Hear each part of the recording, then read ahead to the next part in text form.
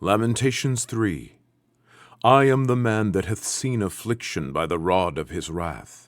He hath led me and brought me into darkness, but not into light. Surely against me is he turned. He turneth his hand against me all the day. My flesh and my skin hath he made old. He hath broken my bones. He hath builded against me, and compassed me with gall and travail. He hath set me in dark places, as they that be dead of old. He hath hedged me about, that I cannot get out. He hath made my chain heavy. Also, when I cry and shout, he shutteth out my prayer. He hath enclosed my ways with hewn stone. He hath made my paths crooked. He was unto me as a bear lying in wait, and as a lion in secret places. He hath turned aside my ways, and pulled me in pieces. He hath made me desolate. He hath bent his bow, and set me as a mark for the arrow. He hath caused the arrows of his quiver to enter into my reins. I was a derision to all my people, and their song all the day. He hath filled me with bitterness. He hath made me drunken with wormwood. He hath also broken my teeth with gravel stones. He hath covered me with ashes. And thou hast removed my soul far off from peace. I forgat prosperity, and I said, My strength and my hope is perished from the Lord, remembering mine affliction and my misery, the wormwood and the gall. My soul hath them still in remembrance, and is humbled in me. This I recall to my mind, therefore have I hope.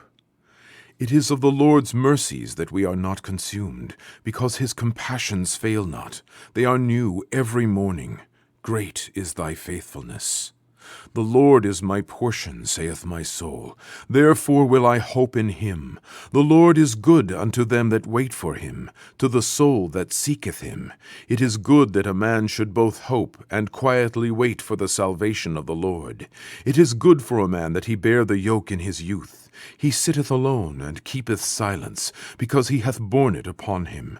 He putteth his mouth in the dust, if so be there may be hope. He giveth his cheek to him that smiteth him. He is filled full with reproach. For the Lord will not cast off forever. But though he cause grief, yet will he have compassion according to the multitude of his mercies. For he doth not afflict willingly, nor grieve the children of men, to crush under his feet all the prisoners of the earth, to turn aside the right of a man before the face of the Most High, to subvert a man in his cause, the Lord approveth not. Who is he that saith, and it cometh to pass, when the Lord commandeth it not? Out of the mouth of the Most High proceedeth not evil and good. Wherefore doth a living man complain, a man for the punishment of his sins? Let us search and try our ways, and turn again to the Lord. Let us lift up our heart with our hands unto God in the heavens. We have transgressed and have rebelled. Thou hast not pardoned. Thou hast covered with anger, and persecuted us. Thou hast slain. Thou hast not pitied. Thou hast covered thyself with a cloud, that our prayer should not pass through. Thou hast made us as the offscouring and refuse in the midst of the people. All our enemies have opened their mouths against us. Fear and a snare is come upon us, desolation and destruction. Mine eye runneth down with rivers of water for the destruction of the daughter of my people. Mine eye trickleth down, and ceaseth not, without any intermission, till the Lord look down, and behold from heaven. Mine eye affecteth mine heart because of all the daughters of my city. Mine enemies chased me sore, like a bird, without cause. They have cut off my life in the dungeon, and cast a stone upon me. Waters flowed over mine head. Then I said, I am cut off. I called upon thy name, O Lord, out of the low dungeon. Thou hast heard my voice. Hide not thine ear at my breathing, at my cry. Thou drewest near in the day that I called upon thee. Thou saidst, Fear not, O Lord. Thou hast pleaded the causes of my soul. Thou hast redeemed my life. O Lord, thou hast seen my wrong. Judge thou my cause. Thou hast seen all their vengeance and all their imaginations against me. Thou hast heard their reproach, O Lord, and all their imaginations against me. The lips of those that rose up against me, and their device against me all the day. Behold their sitting down, and their rising up. I am their music. Render unto them a recompense, O Lord, according to the work of their hands. Give them sorrow of heart, thy curse unto them. Persecute and destroy them in anger from under the heavens of the Lord. Lamentations 4. How is the gold become dim? How is the most fine gold changed? The stones of the sanctuary are poured out in the top of every street. The precious sons of Zion, comparable to fine gold, how are they esteemed as earthen pitchers, the work of the hands of the potter? Even the sea monsters draw out the breast. They give suck to their young ones. The daughter of my people is become cruel, like the ostriches in the wilderness. The tongue of the suckling child cleaveth to the roof of his mouth for thirst. The young children ask bread, and no man breaketh it unto them. They that did feed delicately are desolate in the streets. They that were brought up in scarlet embrace dunghills. For the punishment of the iniquity of the daughter of my people is greater than the punishment of the sin of Sodom, that was overthrown as in a moment, and no hands stayed on her. Her Nazarites were purer than snow. They were whiter than milk. They were more ruddy in body than rubies. Their polishing was of sapphire. Their visage is blacker than a coal. They are not known in the streets. Their skin cleaveth to their bones. It is withered. It is become like a stick.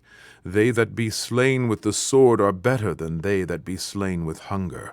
For these pine away, stricken through for want of the fruits of the field. The hands of the pitiful women have sodden their own children. They were their meat in the destruction of the daughter of my people. The Lord hath accomplished his fury. He hath poured out his fierce anger, and hath kindled a fire in Zion, and it hath devoured the foundations thereof. The kings of the earth and all the inhabitants of the world would not have believed that the adversary and the enemy should have entered into the gates of Jerusalem. For the sins of her prophets and the iniquities of her priests, that have shed the blood of the just in the midst of her, they have wandered as blind men in the streets. They have polluted themselves with blood, so that men could not touch their garments. They cried unto them, Depart ye, it is unclean. Depart, depart, touch not. When they fled away and wandered, they said among the heathen, They shall no more sojourn there. The anger of the Lord hath divided them. He will no more regard them. They respected not the persons of the priests. They favored not the elders. As for us, our eyes as yet failed for our vain help. In our watching we have watched for a nation that could not save us. They hunt our steps, that we cannot go in our streets. Our end is near. Our days are fulfilled, for our end is come. Our persecutors are swifter than eagles of the heaven. They pursued us upon the mountains. They laid wait for us in the wilderness. The breath of our nostrils, the anointed of the Lord, was taken in their pits, of whom we said, Under his shadow we shall live among the heathen. Rejoice and be glad, O daughter of Edom, that dwellest in the land of Uz. The cup also shall pass through unto thee. Thou shalt be drunken, and shalt make thyself naked. The punishment of thine iniquity is accomplished, O daughter of Zion. He will no more carry thee away into captivity. He will visit thine iniquity, O daughter of Edom. He will discover thy sins. Lamentations 5. Remember, O Lord, what is come upon us. Consider and behold our reproach. Our inheritance is turned to strangers, our houses to aliens. We are orphans and fatherless. Our mothers are as widows. We have drunken our water for money. Our wood is sold unto us. Our necks are under persecution. We labor and have no rest. We have given the hand to the Egyptians and to the Assyrians to be satisfied with bread. Our fathers have sinned and are not, and we have borne their iniquities. Servants have ruled over us. There is none that doth deliver us out of their hand. We gat our bread with the peril of our lives because of the sword of the wilderness. Our skin was black like an oven because of the terrible famine. They ravished the women in Zion, and the maids in the cities of Judah. Princes are hanged up by their hand. The faces of elders were not honored. They took the young men to grind, and the children fell under the wood. The elders have ceased from the gate, the young men from their music. The joy of our heart is ceased. Our dance is turned into mourning. The crown is fallen from our head. Woe unto us that we have sinned.